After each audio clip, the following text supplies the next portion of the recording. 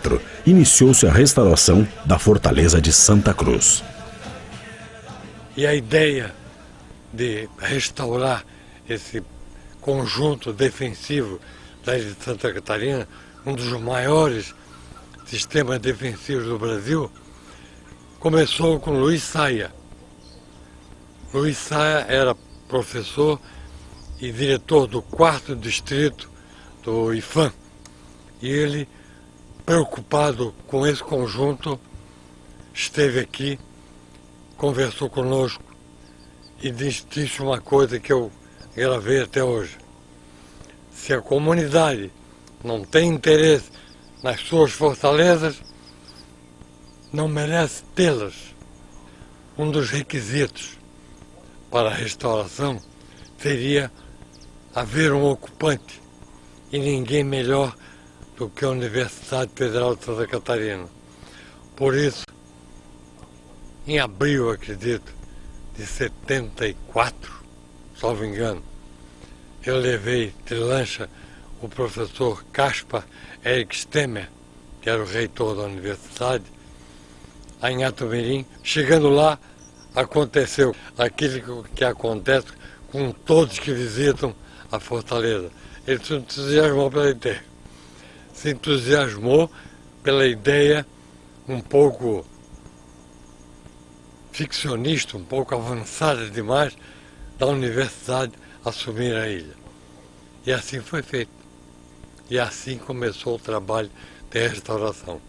Primeiro, entidades públicas que participaram fornecendo energia elétrica, água, comunicação, meio de transporte para a ilha. E depois, principalmente na Ilha do Ratão Grande, numa segunda etapa, a comunidade participou ativamente do desmatamento, da retirada de uma camada que revestia todo o monumento. A participação da universidade foi fundamental para que esse conjunto fosse restaurado. A Fortaleza da Inhatumirim começou a ser construída em 1639. A maior parte dos edifícios da Fortaleza são desse século XVIII, como o Armazém da Praia, a Portada, a Casa do Comandante, o Paiol da Pólvora, o Quartel da Tropa, a Casa da Farinha. E alguns edifícios que já desapareceram, como as cozinhas, a Casa da Palamenta e a Capela. Depois, no século XIX, foram construídos o novo Paiol da Pólvora, para substituir esse primeiro paiol, a nova Casa do Comandante, localizada na mesma posição em que existia a capela, e a Casa do Faroleiro. No século XX, duas construções vão ser feitas para modernizar a Fortaleza: a estação radiotelegráfica e a usina de eletricidade.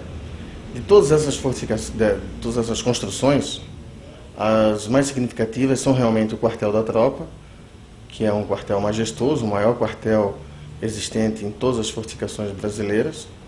A capela, embora já desaparecida, foi uma das construções mais importantes da Fortaleza, porque ela pode ter sido a nossa primeira igreja, construída em Santa Catarina. E tinha realmente as dimensões de uma verdadeira igreja, aproximadamente o tamanho da igreja da Lagoa da Conceição. E, em terceiro lugar, a Casa da Farinha, que curiosamente tem esse nome em função da farinha ter sido o principal alimento dessa época para as tropas e para a população civil também. O processo de restauração foi diversas vezes interrompido devido à falta de recursos financeiros e à inexistência na ilha de infraestrutura. Somente em 1979 essa situação começou a se alterar, quando a Universidade Federal de Santa Catarina assumiu formalmente a guarda e a tutela de Inhatumirim e de sua fortaleza. E em 1984, finalmente, foi possível a reabertura oficial à visitação pública. Santo Antônio, na Ilha de Ratones. Em 1988, a questão da tutela desse forte também foi então levada para a UFSC. Durante esse período, a discussão a respeito da tutela e restauração do Forte de Santo Antônio foi ampliada para a recuperação de todo o conjunto de monumentos militares que compunham o sistema triangular e mais a fortaleza de Nossa Senhora da Conceição.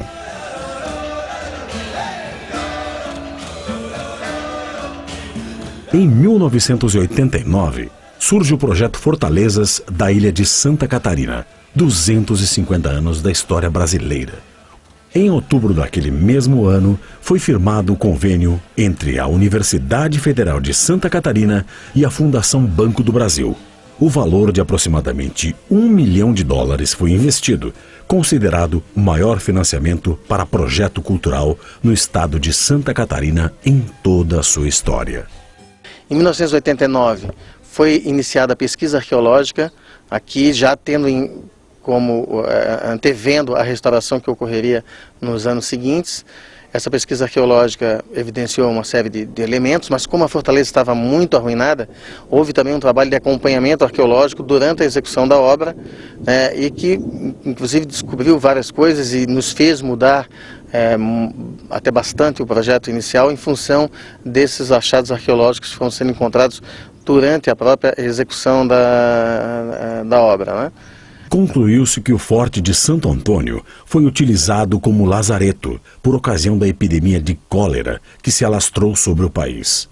Durante a execução das obras das instalações sanitárias, nós encontramos 2 sepultamentos. E um sepultamento desta forma, né, feito fora de um campo santo, em cova rasa, com todos os pertences pessoais do morto, indica claramente que foi uma morte em função de uma doença contagiosa e que na época ainda é incurável.